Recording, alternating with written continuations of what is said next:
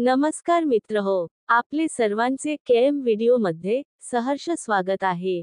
आज आपण पाहणार आहोत छत्रपती शिवरायांबद्दल छोटे व सुंदर भाषण. आजच्या कार्यक्रमाचे माननीय अध्यक्ष, पूज्य गुरुजन वर्ग व माझ्यासमोर बसलेल्या सर्व बालमित्रांनो.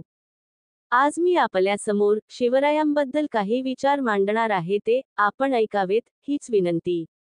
छत्रपती शिवाजी महाराजांचा जन्म 19 फेब्रुवारी 1630 रोजी शिवनेरी किल्ल्यावर झाला.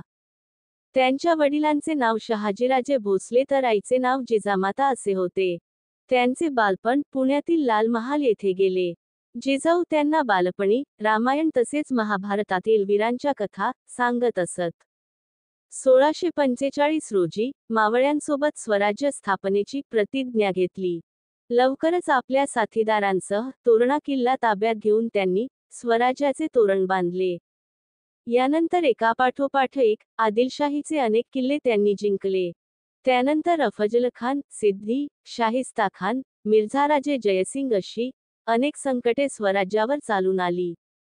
मात्र आपल्या कर्तबगार व विश्वासू साथीदारांच्या सहकार्याने व स्वतःच्या बुद्धी कौशल्य, युद्ध कौशल्य आणि नेतृत्वगुणांच्या जोरावर 1674 मध्ये शिवराय स्वराज्याचे पहिले छत्रपती झाले. स्वराज्य निर्मितीसाठी त्यांनी सतत 30-35 वर्षे अविश्रांत परिश्रम केले. अखेर 3 एप्रिल 1680 रोजी छत्रपती शिवरायांनी रायगडावर आपला देह ठेवला. अशा त्या थोर व महान व्यक्तीस नमस्कार करून मी माझे विचार थांबविते. जय शिवाजी, जय भवानी. धन्यवाद. अशाच प्रकारच्या विविध शैक्षणिक भाषणासाठी आमचे केएम व्हिडिओ अवश्य सबस्क्राईब करा. धन्यवाद.